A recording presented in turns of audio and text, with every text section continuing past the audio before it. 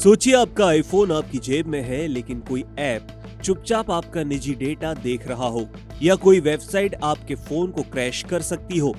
अब सवाल ये है कि क्या आपका आईफोन वाकई उतना सुरक्षित है जितना आप सोचते हैं? एप्पल का नया iOS 26.2 अपडेट इसी सवाल का जवाब देता है।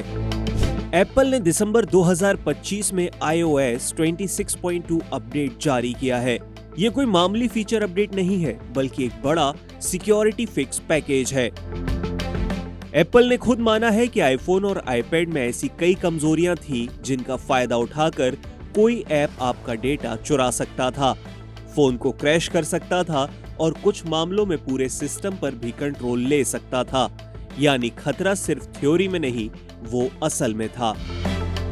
अगर बात की जाए कि किन डिवाइस पर सबसे ज्यादा खतरा था, तो अगर आपके पास आईफोन 11 या उससे नया मॉडल है तो ये अपडेट आपके लिए खास तौर पर जरूरी है।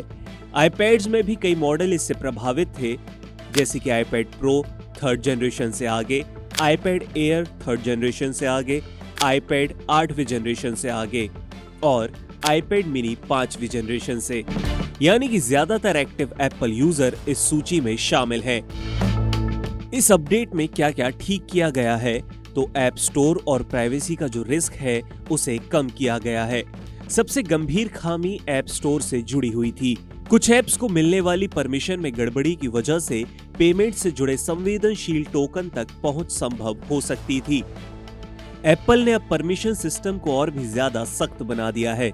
इसके अलावा मैसेज, फोटोज और सफारी से जुड़ी दिक्कतों पर भी काम किया गया है। मैसेजेस, फोटोज, स्क्रीन टाइम और सफारी जैसे सिस्टम फीचर्स में कई सारी कमियां थी। कुछ मामलों में ऐप्स आपकी ब्राउजिंग हिस्ट्री, निजी फोटो या फोन में मौजूद दूसरे ऐप्स की जानकारी तक पहुंच सकते थे। लेकिन अब बेहतर लॉगिंग और एक्सेस कंट्रोल से इन रास्तों को बंद कर दिया गया है। इसके साथ ही कर्नेल लेवल की खतरनाक खामी को भी दूर किया गया है। ये सबसे टेक्निकल लेकिन सबसे खतरनाक हिस्सा था। एक गलती जिसे इंटीजर ओवरफ्लो कहा जाता है, इसकी वजह से कोई मैलिशियस ऐप रूट एक्सेस हासिल कर सकता था।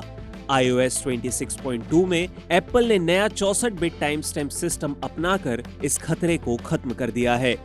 इसके अलावा फेस टाइम और कॉलिंग से जुड़े जोखिम भी इसमें कम किए गए। फेस टाइम में कुछ अजीब ही खामियां थी। रिमोट कंट्रोल के दौरान पासवर्ड फील्ड दिख जाना, कॉलर आईडी को नकली तरीके से दिखाया जाना, अब बेहतर स्टेट मैनेजमेंट के जरिए इन दोनों समस्याओं को ठीक कर दिया गया है। इसके साथ ही iOS 26.2 में सबसे ज्यादा सुधार वेबकिट में किए गए हैं। यही सफारी का इंजन है।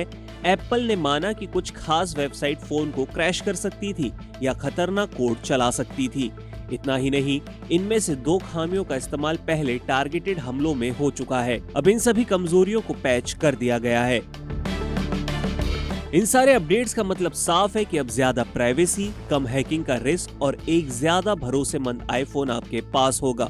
अगर आप ऑनलाइन पेमेंट करते हैं, फेस टाइम का इस्तेमाल करते हैं या फिर सफारी पर ब्राउज करते हैं, तो ये अपडेट आपके लिए बेहद जरूरी है। एप्पल अक्सर डिजाइन और फीचर्स के लिए तो जाना जाता है, लेकिन iOS 26.2 याद दिलाता है कि सिक्योरिटी उतनी ही जरूरी है जितना कि स्टाइल। अब आपसे एक सवाल है, क्या आपने अपना आईफोन अपडेट कर लिया है? और क्या आप वाकई जानते हैं कि आपका फोन कितना सुरक्षित है?